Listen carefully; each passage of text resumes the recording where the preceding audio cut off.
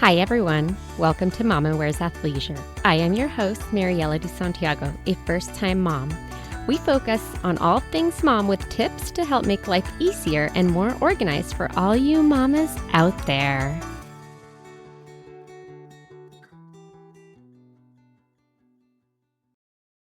Hi, everyone. I am here with Kelli Moore from Soulfire Productions, and we are going to talk a little bit about balancing life as a new mom and a working mom, which are both of the categories that Kelli is currently in. I run Soulfire Productions, which is a media and content creation production company for podcasters specifically. So we produce about 20 to 25 podcasts in any given month. We do full production for them, all of their audio, video, marketing, strategy, ads management, sponsorship, collaboration, support. We handle everything. Wow, you do a lot. And then on top of that, you also have your own podcasts. I do. So I host The Naked Mama. I've been podcasting for about 5 years. So that's the most recent iteration of the show. And then I also host Okay Babe with my husband, which is focused on relationships and communication and all the fun things that you talk about in marriage. And that always come up after a baby. So Exactly. two very good topics. Yes. Especially for new parents. So with all of that, I just kind of want to go ahead and jump in. So since you are now really into all of this, right, with a new baby and so fresh with what are some of the struggles that working moms struggle with most? I know it's going to vary from person to person, but what do you feel have been some of the bigger struggles? I think that my biggest priority is to be present as a mom. And when you're running a company, and I have a team of 13 people, and we're in a huge up level right now, which means we're redoing all of our systems, all of our offerings, we're letting clients go, we're bringing in really high level clients.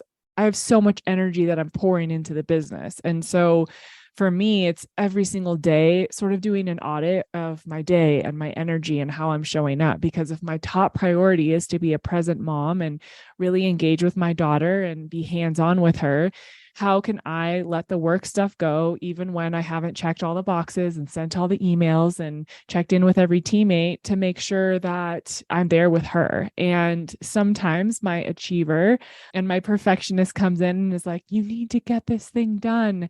And I've really had to learn to let that go and realize that no one's going to die if I don't respond to their email, and that it's more important to me to play with my daughter. Yesterday, for example, I canceled 2 meetings because she was having a hard time. She's going through a little bit of separation anxiety at 6 months. She's also teething. We're introducing solids, so she has a tummy ache. I let the nanny leave and I said, you go. I'm just going to be with her because she wants her mommy, and these meetings can wait. And I felt really good about that because I knew that I was prioritizing my daughter and making sure that I was there for her. And we're really fortunate that we both work from home, and so we can do that.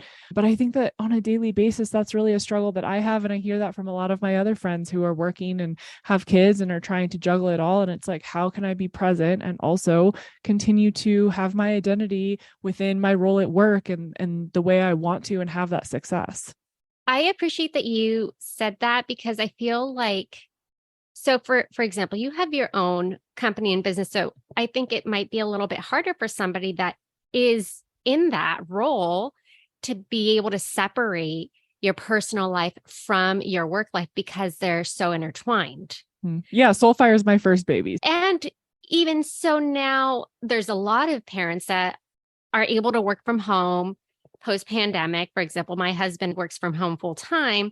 So I can see that also being a challenge for moms where even if they don't have their own business, their work is there. It's in the home, it's in their space. So it can be a challenge. And so I really love that you were able to say, like, you need to be able to separate and have that limit of like, when is it okay to walk away or what is the priority? And yeah, being a mom it's hard. So if baby needs you, right? Yeah. And like she's on a lot of calls, and I don't apologize when she needs to join in. She's on Zoom for a meeting. I remember when I first went back to work, and I think she was 8 weeks old, 9 weeks old. And I was on a call with a new client. I hadn't met them yet. My team had onboarded them while I was on maternity leave. And it was the first call, and she didn't go down for a nap when I thought she was going to. And so she was on the call. And I remember I think it was a team of mostly men. It's different. Like a lot of women are much more understanding than men. And I didn't know how it was going to go. And I had her on the call and I was like, hey guys, sorry, I have my newborn with me. And they just looked at me. They're like, you're fine. Like, you're great. Breastfeed her, do whatever you need. Like, if you need to take a break, you're good. And that was so incredible for me. And that instilled such confidence in me going into meetings after that, because I really felt supported by my own clients who acknowledged, hey, we know you just had a baby and bring her in the meetings. We're not bothered by that at all. And so every time after that, I've never apologized again for her crying or her being in a meeting or me having to pause in the middle of onboarding a new client to go and grab her from the nanny if she's screaming, because I realized that I don't have to apologize for my daughter doing anything. She's being a baby and my job is to take care of her. And I have felt extremely supported by everyone in my life, including clients and partners. And so that feels really good. I love that. And I also like that you said that, because oftentimes people can hear my son in the background and whenever I have him for an interview, because sometimes, yeah, he misses naps or whatever is going on in his little brain and little body. It just is not working with what I would like to be a schedule, but that's okay. Yeah, You live and you learn. exactly. So with all of that, what are some of the benefits to being a working mom? And you already mentioned kind of for you working from home, how you are able to kind of be there and step in as needed. But for any mom in general, like, what are some benefits? I also want to mention that there are some moms that want to go back to work, and there are some moms that have the advantage of not having to return or maybe don't want to return. I don't think I'm built to be a stay-at-home mom. And I have the utmost respect because I have friends who are, and I'm like, yes, girl, you do it, because I do not have that DNA in my body. I think for me, I derive a lot of joy and pleasure from working, and it drives me and it makes me feel really good and it makes me feel whole and complete. And I think that I have just enjoyed working for so long. I'm a creator, I'm a builder, I'm a leader. I love working with my team and supporting other entrepreneurs, expanding their voices and their platforms. And I really enjoy it. And so when I was pregnant, I thought, when I come back, what if I don't want to work? I really sat with that and I allowed that. Like, maybe that'll happen, because I know a lot of women, your whole identity and your whole world shifts oftentimes after having a baby. And so I left the space for that, but I was so excited to come back to work. And I wish I had given myself more than 8 weeks of maternity leave. But again, like you said, it's my company and I'm the face of it. So it's a little hard to completely step away for a long time. So I think for me, the benefits really are that I get to maintain my own identity and sovereignty. So while I am a mom, it doesn't feel like that's everything I am. I am also a wife, and I'm also the CEO of a company, and I'm also someone who loves to interact with people and to help people build their brands and build their platforms. And I also love to work out, and I love playing with the dogs, and I love being out in nature, and I love going out for dinner with my girlfriends and not having to be mom at that hour. And I think that for me, it's been really important in allowing myself to continue to flourish in my own identity and have that space and feel like when I go to work, I get to be this person. And then when I stop that, I also get to be mom and be lovey and hold her and do all the things. And that balance feels really good to me. I feel like I can turn on and off those switches with a little more ease, because I know that, okay, I'm going to go work and I get to be on a podcast with you and I get to have a team meeting and do all those things. And then I get to be mom, fully immersed in that. And I think the other thing is I get to just be an example for her of what's possible. My mom worked. She was present when we were little, and then she went back to work, but she never really had her own life. And I really wanted to show my daughter that it's okay to have your own life, and it's okay to have that separation, and it's okay to go do fun things without your kids and to take care of yourself and to put yourself first so that you can be a better mom. I really want her to see that as an example, because I didn't get that. And I realize how important that is. So every day I'm like, wanting to show her the best version of myself, the biggest, brightest version of me, who goes after her dreams and really goes all in on everything, because I want her to know that that's possible for her.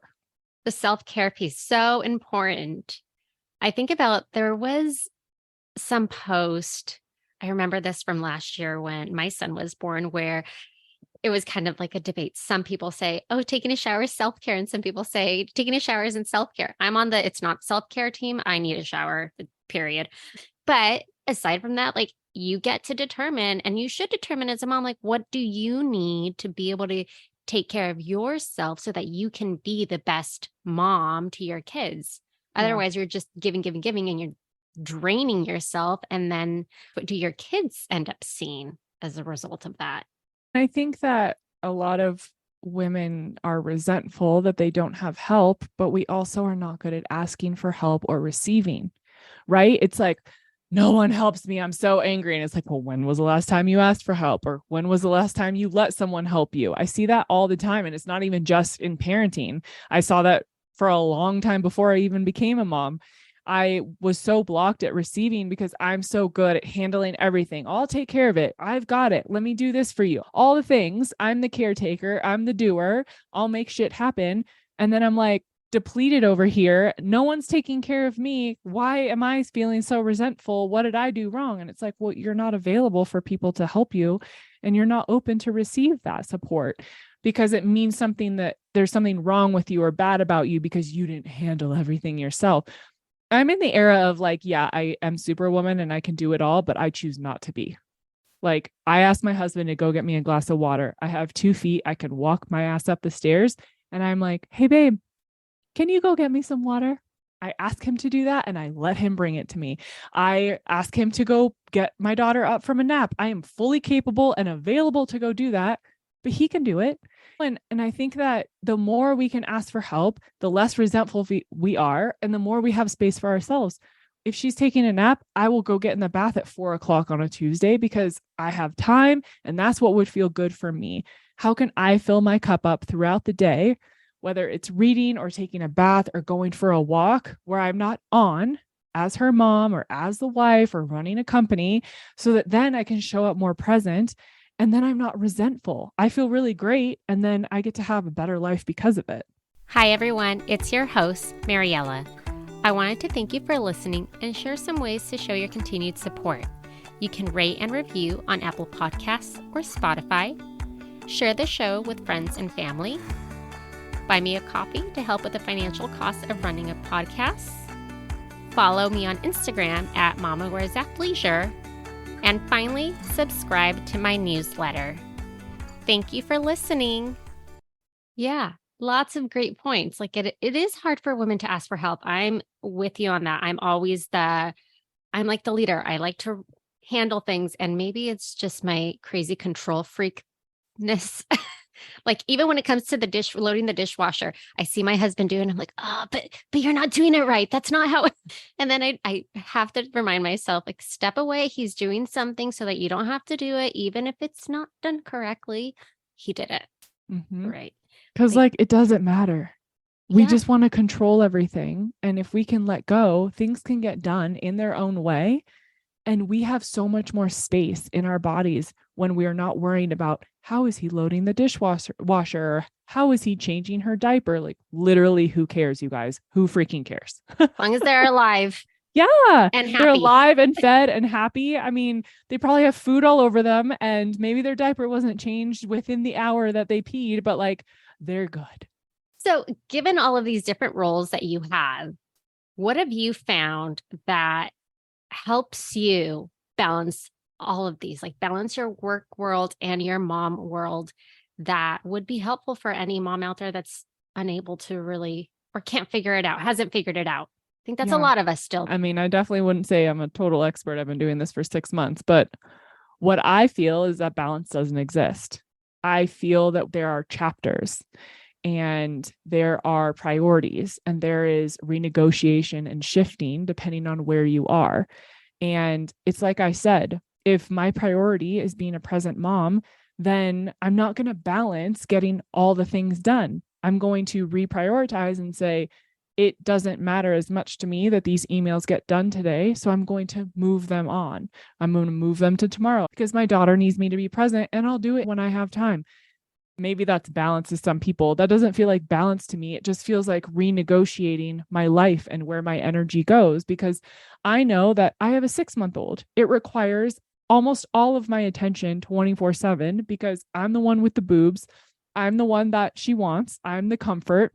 I'm the one who's up with her every night. And so that's where I am in this chapter of my life. I know that chapter 2, when she is a year old and my husband can help more and I'm potentially not breastfeeding her, that looks different, right? And so then my priorities can shift. She will always be number one, but I can spend more time on work. I cannot put things off as much. She won't need me 6 times during the night. I hope to God. I hope we are beyond that after she's a year old, but that's just how I view it. I've just allowed my life to come in chapters and go with that flow of right now, this is what we're doing. And I'm not having as much sex with my husband, and I'm not sleeping as much, and I'm not working out exactly the way I want when I want. And that's okay because right now I'm in mommy time with her.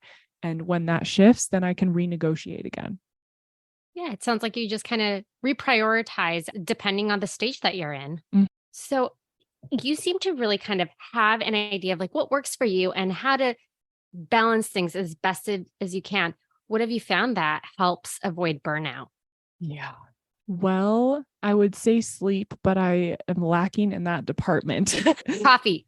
Coffee. I definitely had too much of that today. I do sleep when I can. So I started taking naps a couple weeks ago. Whenever I'm able to on the weekend, I will take a nap and while she's sleeping. And that feels really good. I definitely feel better. She has been sleeping a little better over the last few nights. So I've been waking up feeling really good. So I do feel like that contributes to me not feeling burnt out.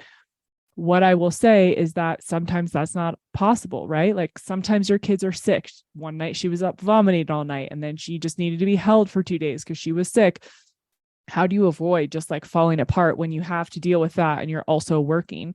I think it's really hard. And I think the only thing you can do is find slots of time for yourself. So I have this meditation that I do, and it's a 15-minute music guided meditation. And I just lay on the floor. I'll find 15 minutes in a day and I will just breathe and I will put my hands on my body and come back into my body. And I remember and remind myself, this is temporary. It's not going to last forever. I can get through this. I've been exhausted and overwhelmed before. And if that means I also need to take a 15 or 20-minute bath, again, while she's sleeping or while she's with my husband, so that I can just get back in my body, go for a walk, play with the dogs, like whatever it is that I can do to ground myself back into my body, remind myself that it's temporary and that I don't have to take care of everything right now.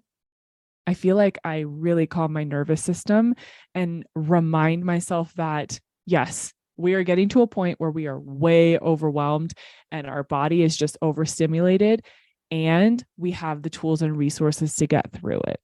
So it kind of goes back to that, like prioritizing and figuring out what is it that you also need to take care of yourself, even if it is just the 5 minutes of maybe meditating, maybe walking around the house, whatever it is to be able to come back to and center yourself. I think it's a lot of learning to let go of things like being okay with the messy house, being okay with not making your bed that day, being okay with like, I'm not going to be able to clean my floors this week or whatever. Those are very hard. They still are challenges for me, but I've learned to just be like, all right, this is not happening today. Yeah, I like literally never make my bed anymore. The bed gets made if my husband makes it. And that was such a thing for me. I like a made bed. I like the dishes cleaned and put away. Luckily, I am fortunate to have a nanny who I pay to do the dishes every day. But the bed's never made. And I've just been like, who freaking cares? I get into a bed at night. I'm not even sleeping well anyway. It's just, you just kind of like throw your hands up in the air and say, okay, there are other things I would rather spend my time doing than worrying about the bed. Yeah, it's true. You really do have to kind of figure out like, what is it that I absolutely need? And some of those are hard. Yeah. But I'd rather wash my hair or shave my legs than make the bed. So that's what I do. oh, I remember right after I've always been that needs to be made kind of person. So after my son was born, it was always having to pick and choose like, okay, well, am I going to wash my face or make the bed? I guess I'm going to go for washing my face today. I'm stay home. So for me, I do have that advantage where I don't necessarily have the guilt. So from your perspective, like, do you have that mom guilt for working? Like, if you do, what's a way to avoid feeling guilty for working? Because again, some moms want to go back to work. Some moms have to go back to work for whatever the reason may be. I think that you always feel guilty for some reason as a mom, but in this case, when it comes to work. I have zero guilt pretty much ever. I am an amazing mom, and I know that. I am so hands-on. I am incredibly loving and patient and present. And I feel like I'm an incredible example to her for what's possible for women, working mom, not working mom. Like, it doesn't matter. Just as a woman in the world, I feel like I'm an amazing example for my daughter. I have done a lot of work and I show up in the best way I know how. Do I make mistakes? Every day. That's not what it's about. I don't have to be perfect to know I'm a great mom. So when I take time for myself, whether it's the night before Mother's Day, my husband gifted me with a night at a hotel. It was my first night away. She was 4 months old. And he was like, go get a hotel, order room service, take a bath, do your thing. I've got this. And I was like, do not call me unless it is an absolute emergency. And I did not hear from him until I got home at 9 a.m. the next morning. I did not feel 1 ounce of guilt while I drank wine and laid in the bath. It was incredible. And it was what I needed. And I showed up so full and so happy to be with my family. And that's just one example of, I am so happy to take time away. I am so happy to have the nanny support. I am so happy to work and then be with my daughter, because for me, like, why would I feel guilty taking care of myself when I know that only positively affects my daughter? Maybe I would feel guilty if I was a crappy mom and wasn't present and treated her badly. Like, that would be a reason to feel guilty, but I don't have that. I give her everything I have and then some. And so for me, taking a step away, going to hang out with my girlfriends, having a date night with my husband, working on a daily basis, those are all things that make me better, that allow me to be a better mom for her, a better example. And so that she knows that, yes, she is my world, but my world doesn't revolve around her. I'm my own person, and I don't put that pressure on her to be my everything. I was my mom's everything, and it royally screwed me up as an adult. And it was extremely codependent, and she lived vicariously through me, and everything was about me. And I don't want Ro to feel that. I want her to be her own person and live her own life. And if I am my own person and I live my own life and love the crap out of her in every moment, then I feel like that's the best thing I can do. I love that. We do have to be able to take care of ourselves and to show our kids that we love ourselves and that we also have a life. So I appreciate that you said that. I really appreciate the fact that you don't feel guilty, and you shouldn't. Plus, if you also have pets, then being able to also show those pets that you love them too, aside from Exactly. just the baby. So finally, my last question, do you have any other tips, suggestions, or recommendations on work-life balance? I think just show yourself grace. Every day is going to be different. Things are always going to pop up. You can't anticipate a child's needs in every moment. And I think the more we can take pressure off ourselves and say, I don't need to check every box. I don't need to be everything for everyone. I'm in this season, whether it's a baby, a toddler, a teenager, wherever your kids are, and just know that you're doing your best. You're going to screw up. It's what we do as humans. And you learn from it and you do better the next day as much as you can. So I think grace is just the best gift we can give ourselves and to our kids. Thank you. Thanks so much. Yes. Thank you so much. Thanks for having me. Thank you for listening. Tune in next week for our next episode. You can find us on Instagram for more updates and tips. Be sure to subscribe wherever you listen to your podcasts and give us a review if you like us.